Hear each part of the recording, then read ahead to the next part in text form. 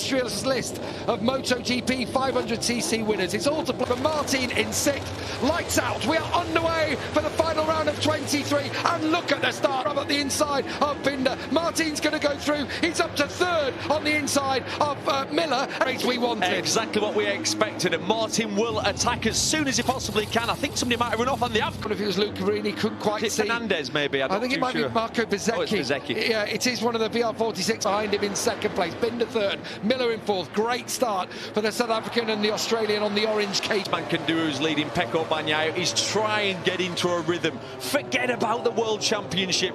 So easy to say it, very difficult to execute it with this maximum pressure situation. With the sun dropping in the sky, clouds coming over, temperatures dropping, who knows, later on in the race it can be another 3 corners before we get to the next right-hander, and the tyres can cool down considerably. Right-hand corner, turn 4, which is coming up. This is turn 2. Turn 4 on the first flying, respect it.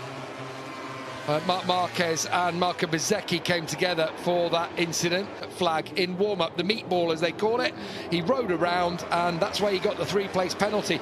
Cutting second, and that's an extra 9 metres up the grid. Yeah, makes a big difference.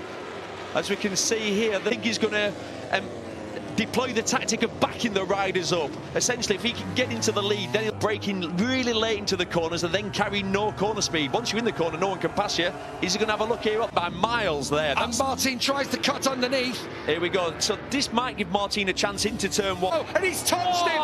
That could be the championship right there, because he has touched the rear tyre of Pecco Bagnaia. It's Espargaro. It could have been disaster for the pair of them. He just got sucked in. He got dragged in. But it was almost catastrophic for Martin. It's the worst scenario possible. You get in the wake, you get so close to get ever so slight locking on the front. You can't brake any harder. Hence, he had to stand the bike up and he ran straight. Becomes even steeper. It's now a trip to the moon for Jorge Martin, and he is just going to have to back him up for anything. This is what happened. He's in the perfect position in the slipstream, but down. And he might have even smashed some of the wings off that bike, their fork wings especially. Yeah, I think Watch so. This little bit of shocking zone. It's the worst feeling ever. There was nothing he could do about it.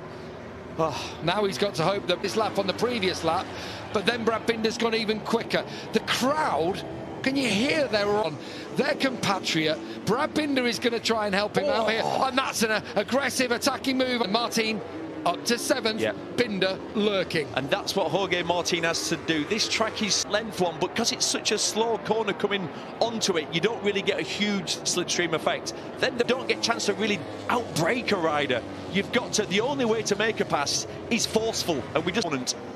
And he's going to be using a lot of tyre, isn't he, in the process here, Martin, as he tries to pick the front.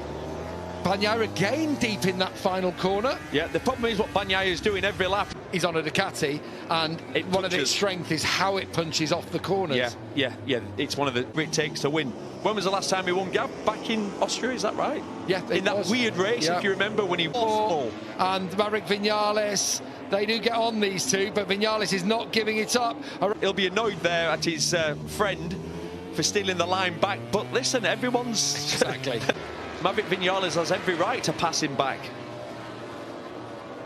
As things stand, that's what happens at Valencia. And all the while, as he does this, he's losing ground. And Johan Zarco will probably, he's got the front medium and medium rear tyre in.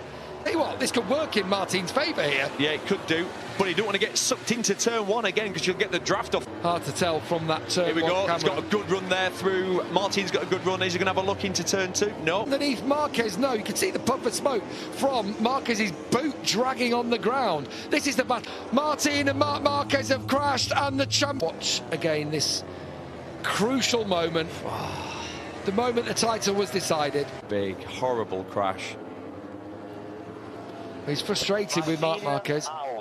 It was a lunge, it was too late. It's always tight when you pass into turn 4, but you have lost the gap. Look what's happened at the front. You from himself.